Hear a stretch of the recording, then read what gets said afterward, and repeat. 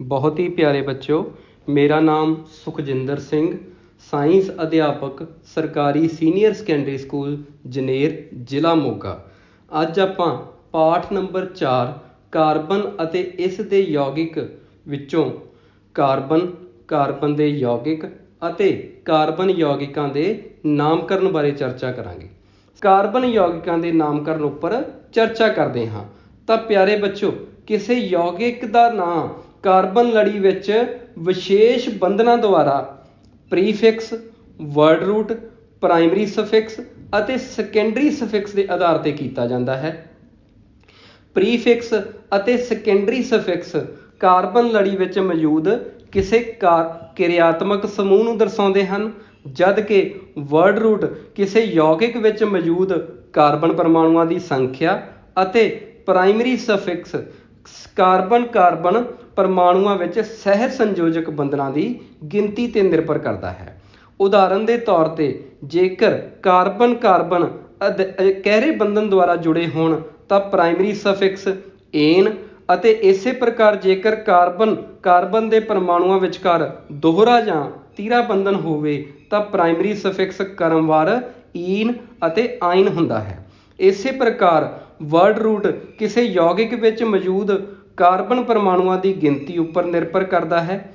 ਵਧੇਰੇ ਜਾਣਕਾਰੀ ਲਈ ਤੁਹਾਡੇ ਸਾਹਮਣੇ ਇੱਕ ਸਾਰਣੀ ਦਿਖਾਈ ਜਾ ਰਹੀ ਹੈ। ਤਾਂ ਜੇਕਰ ਕਾਰਬਨ ਲੜੀ ਵਿੱਚ ਕਾਰਬਨ ਦੀ ਸੰਖਿਆ ਕੇਵਲ 1 ਹੈ ਤਾਂ ਵਰਡ ਰੂਟ ਮਿਥ ਦੀ ਵਰਤੋਂ ਹੁੰਦੀ ਹੈ। ਇਸੇ ਪ੍ਰਕਾਰ ਕਾਰਬਨ ਸੰਖਿਆ 2 ਹੋਣ 'ਤੇ ਇਥ, 3 ਲਈ ਪ੍ਰੋਪ, ਕਾਰਬਨ ਸੰਖਿਆ 4 ਲਈ ਬਿਊਟ, 5 ਲਈ ਪੈਂਟ ਅਤੇ ਕਾਰਬਨ ਸੰਖਿਆ 6 ਲਈ ਵਰਡ ਰੂਟ ਹੈਕਸ ਦੀ ਵਰਤੋਂ ਹੁੰਦੀ ਹੈ।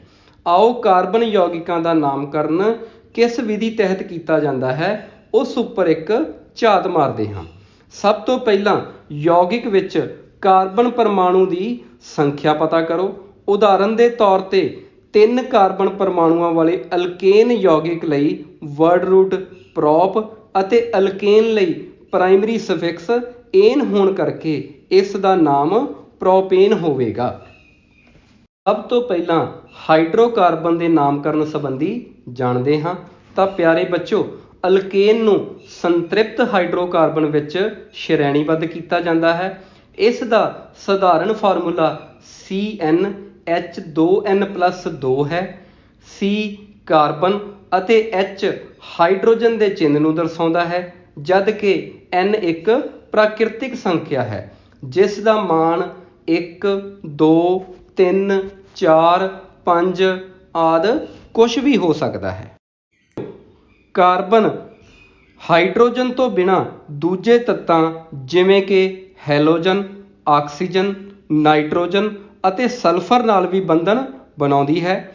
ਹਾਈਡਰੋਕਾਰਬਨ ਲੜੀ ਵਿੱਚ ਇਹ ਤੱਤ ਇੱਕ ਜਾਂ ਵੱਧ ਹਾਈਡਰੋਜਨ ਨੂੰ ਇਸ ਪ੍ਰਕਾਰ ਵਿਸਥਾਪਿਤ ਕਰਦੇ ਹਨ ਕਿ ਕਾਰਬਨ ਦੀ ਸੰਯੋਜਕਤਾ ਪੂਰੀ ਰਹਿੰਦੀ ਹੈ, ਅਤੇ ਅਜਿਹੇ ਯੌਗਿਕਾਂ ਵਿੱਚ ਹਾਈਡਰੋਜਨ ਨੂੰ ਵਿਸਥਾਪਿਤ ਕਰਨ ਵਾਲੇ ਤੱਤਾਂ ਨੂੰ ਵਿਖਮ ਪਰਮਾਣੂ ਕਿਹਾ ਜਾਂਦਾ ਹੈ।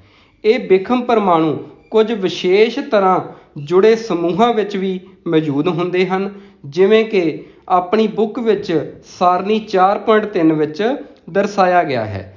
ਇਹ ਵਿਖਮ ਪਰਮਾਣੂ ਅਤੇ ਇਹਨਾਂ ਦੇ ਸਮੂਹ ਜਿਨ੍ਹਾਂ ਯੌਗਿਕਾਂ ਵਿੱਚ ਉਪਸਥਿਤ ਹੁੰਦੇ ਹਨ ਉਹਨਾਂ ਨੂੰ ਵਿਸ਼ੇਸ਼ ਗੁਣ ਪ੍ਰਦਾਨ ਕਰਦੇ ਹਨ।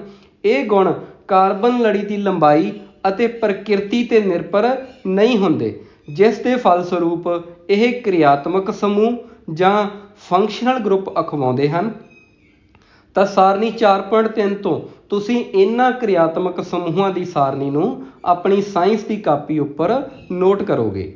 ਆਓ ਹੁਣ ਕਾਰਬਨ ਯੌਗਿਕਾਂ ਦੇ ਨਾਮਕਰਨ ਵਿੱਚ ਕਿਰਿਆਤਮਕ ਸਮੂਹ ਦੀ ਮਹੱਤਤਾ ਬਾਰੇ ਜਾਣਨ ਦੀ ਕੋਸ਼ਿਸ਼ ਕਰਦੇ ਹਾਂ। ਜੇਕਰ ਦਿੱਤੇ ਯੌਗਿਕ ਵਿੱਚ ਕਿਰਿਆਤਮਕ ਸਮੂਹ ਮੌਜੂਦ ਹੋਵੇ ਤਾਂ ਉਸ ਨੂੰ ਅਗੇਤਰ ਜਾਂ ਪਿਛੇਤਰ ਨਾਲ ਯੌਗਿਕ ਦੇ ਨਾਂ ਵਿੱਚ ਦਰਸਾਇਆ ਜਾਂਦਾ ਹੈ।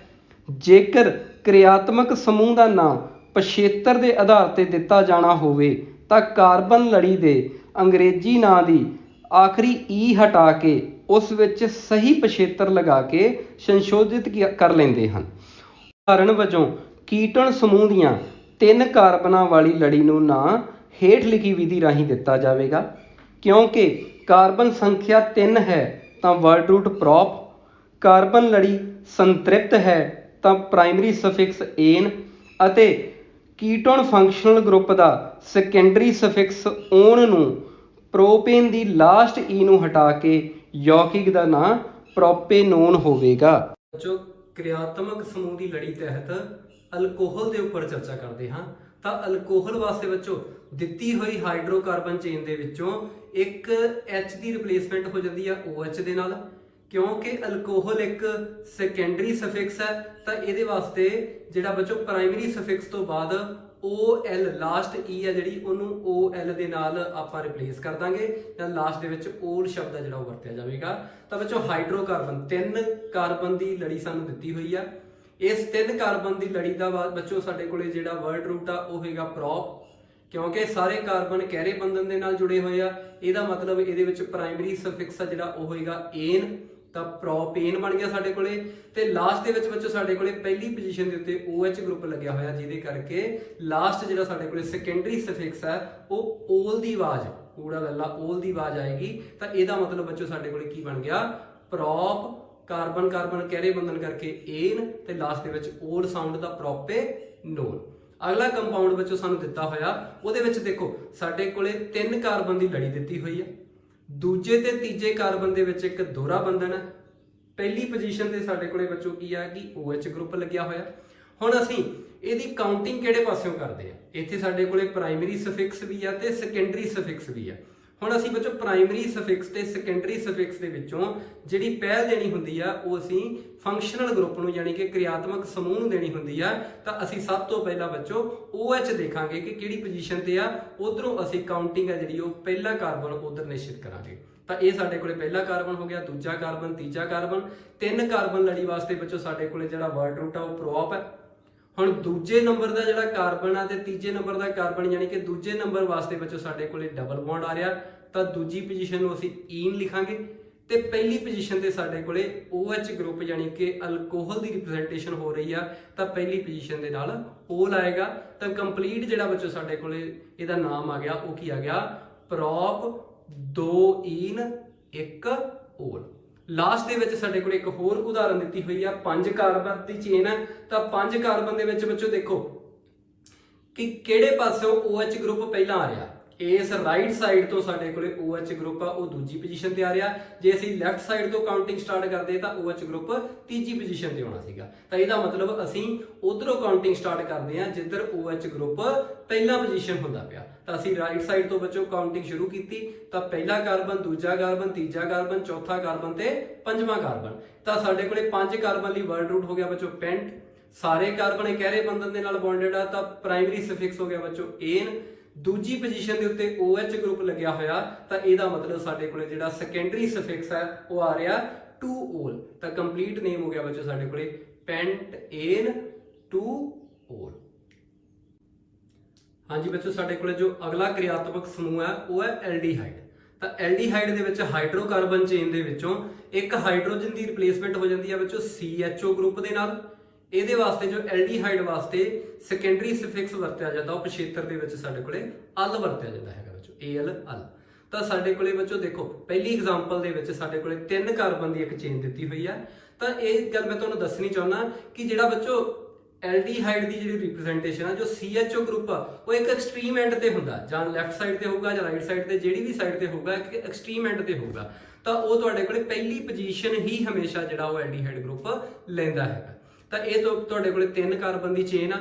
3 कार्बन वास्ते बच्चों वर्ड रूट आ जिहड़ा वो prop, carbon carbon single bond आ, जिहड़ा प्राइमरी सफिक्स आ वो एन, ਤੇ ਲਾਸਟ ਦੇ ਵਿੱਚ ਸਾਡੇ ਕੋਲੇ ਅਲ ਦੀ ਜਿਹੜੀ ਆਵਾਜ਼ ਆ ਉਹ ਇਸ CHO group aldehyde functional group ਕਰਕੇ ਆਏਗੀ। ਤਾਂ ਬੱਚੋ ਸਾਡੇ ਕੋਲੇ ਜਿਹੜਾ ਨੇਮ ਆ ਉਹ ਕੀ ਬਣ ਰਿਹਾ ਪ੍ਰੋਪੇਨਲ।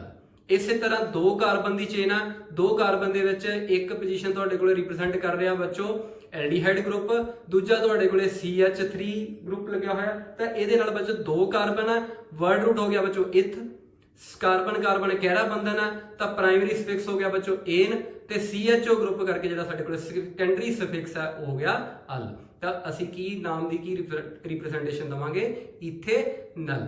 इस तरह बच्चों तुहाडे कोले की है कि एक 4 कार्बन की चेन दी हुई है, चार कार्बन दे विच बच्चों की है CHO ग्रुप लग्या होया, CH कार्बन कार्बन दोहरा बंधन CH ते CH3 हाइड्रोजन कार्बन की जी वैलेंसी 4 है वो इन्होंने बॉन्ड के द्वारा 1 2 3 4 इसी तरह बच्चों 1 2 3 4 इसी तरह अगला 1 2 3 4 और लास्ट कार्बन लिए 1 2 3 4 सारे कार्बन के चार चार बंधन है जो पूरे बने हुए हैं। इसी तरह बच्चों वर्ड रूट होने की चार कार्बन लिए वर्ड रूट आना साढ़े को ब्यूट।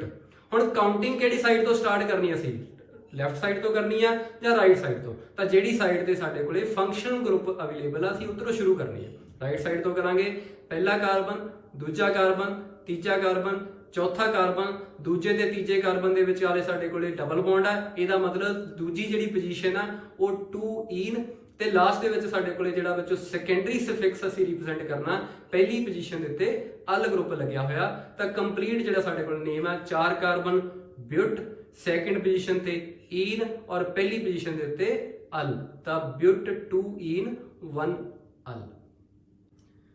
अगला बच्चों जो साडे कोले क्रियात्मक समूह है वो है साडे कोले कीटोन।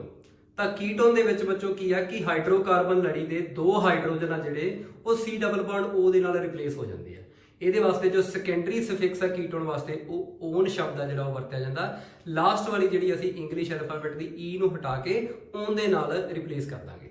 ਤਾਂ ਉਦਾਹਰਨ ਦੇ ਤੌਰ ਤੇ ਸਾਡੇ ਕੋਲੇ 3 ਕਾਰਬਨ ਦੀ ਇੱਕ ਲੜੀ ਦਿੱਤੀ ਹੋਈ ਹੈ ਤਾਂ ਇਸ ਲੜੀ ਦੇ ਵਿੱਚ ਬੱਚੋ 3 ਕਾਰਬਨ ਹੈ, ਵਰਡ रूट ਆ ਗਿਆ prop carbon carbon single bond के नाल बॉन्डेड है, प्राइमरी सफिक्स आ गया साडे कोले एन और ये तुहाडे कोले फंक्शनल ग्रुप है बच्चों इहदे वास्ते साडे कोले की लगना हैगा ओन। तां नेम साडे कोले की बन गया बच्चों प्रोपेनोन।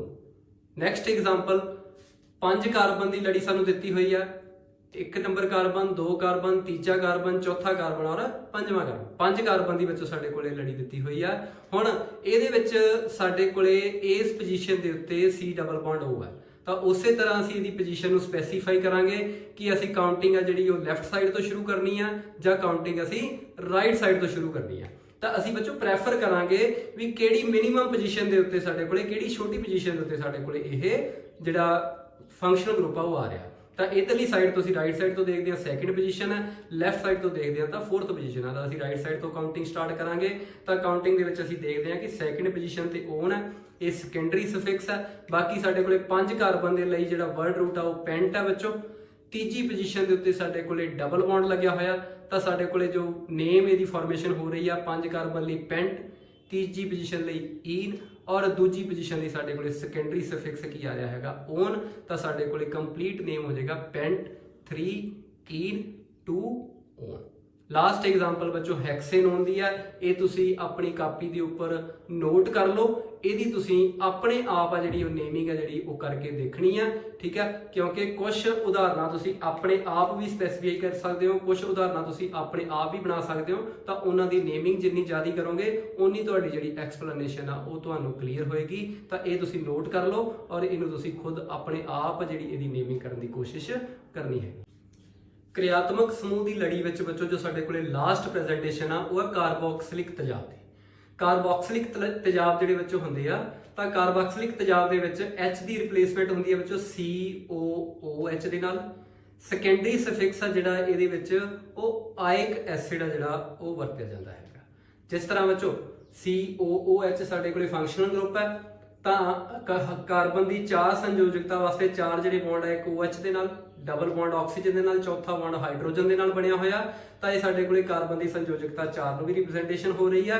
तो क्योंकि लड़ी दे विच सिर्फ ते सिर्फ इक्को ही कार्बन है तो वर्ड रूट होएगा बच्चों मिथ। हुण कोई दोहरे बंधन की तो है ही नहीं, गुंजाइश ही है नहीं। तो एन और जिहड़ा साडे कोले फंक्शनल ग्रुप है उहदे वास्ते साडे कोले साउंड आउणी चाहीदी आ ओआइक एसिड दी। तो साडे कोले नेम आ गया बच्चों मीथेनोइक एसिड। सिमिलरली 2 कार्बन की असीं एग्जांपल लई है, एक तुहाडे कोल रिप्रेजेंट कर रहा सैकेंडरी सफिक्स नूं कार्बोक्सिलिक एसिड नूं और सैकेंड साडे कोले CH3 ग्रुप है। तो इहदे विच बच्चों फस्ट पोजीशन ते साडे कोले ये जिहड़ा सैकेंडरी सफिक्स है कार्बोक्सिलिक एसिड की रिप्रेजेंटेशन है, सैकेंड पोजीशन साडे कोले ए कार्बन अवेलेबल हो रहा। तो इहदे विच बच्चों वर्ड रूट 2 कार्बन करके इथ सिंगल बॉन्ड तां एन और लास्ट दे विच साडे कोले जिहड़ी साउंड आ वो की आ ओआइक एसिड दी आनी आ तां इथेनोइक एसिड। लास्ट एग्जांपल बच्चों असीं लई आ 5 ਕਾਰਬਨ ਦੀ ਸਾਡੇ ਕੋਲੇ ਲੜੀ ਆ 1 2 3 4 5 ਕਾਰਬਨ ਆ। ਸਾਰੇ ਦੇ ਸਾਰੇ ਕਾਰਬਨ ਸਿੰਗਲ ਬੌਂਡ ਦੇ ਨਾਲ ਇੱਕ ਦੂਜੇ ਦੇ ਨਾਲ ਬੌਂਡਡ ਹੈਗੇ ਆ। ਇਹਦਾ ਮਤਲਬ 5 ਕਾਰਬਨ ਲਈ ਜਿਹੜਾ ਵਰਡ ਰੂਟ ਆ ਉਹ ਬੱਚੋ ਪੈਂਟ ਹੋਣਾ। ਸਿੰਗਲ ਜਿਹੜੇ ਬੌਂਡ ਹੈਗੇ ਆ ਤਾਂ ਸਿੰਗਲ ਬੌਂਡ ਵਾਸਤੇ ਜਿਹੜਾ ਸਾਡੇ ਕੋਲੇ ਪ੍ਰਾਇਮਰੀ ਸਫਿਕਸ ਹੈ ਉਹ ਏਨ ਹੋਏਗਾ ਔਰ ਲਾਸਟ ਦੇ ਵਿੱਚ ਸਾਡੇ ਕੋਲੇ ਜਿਹੜੀ ਸਾਊਂਡ ਹੈ ਉਹ ਓਇਕ ਐਸਿਡ ਦੀ ਆਉਣੀ ਹੈਗੀ ਆ। ਸੈਕੰਡਰੀ ਸਫਿਕਸ ਵਾਸਤੇ ਅਸੀਂ ਓਇਕ ਐਸਿਡ ਯੂਜ਼ ਕਰਨਾ ਹੈਗਾ ਤਾਂ ਇਹਦੇ ਵਾਸਤੇ ਬੱਚੋ ਸਾਡੇ ਕੋਲੇ ਪੈਂਟ, ਸਿੰਗਲ ਬੌਂਡ ਲਈ ਏਨ ਔਰ ਲਾਸਟ ਦੇ ਵਿੱਚ ਸਾਡੇ ਕੋਲੇ ਸੈਕੰਡਰੀ ਸਫਿਕਸ ਆ ਜੋ ਉਹ ਓਇਕ ਐਸਿਡ ਅਸੀਂ ਯੂਜ਼ ਕਰ ਰਹੇ ਹਾਂ। ਤਾਂ ਕੰਪਲੀਟ ਨੇਮ ਹੋ ਗਿਆ ਬੱਚੋ ਪੈਂਟੇਨੋਇਕ ਐਸਿਡ।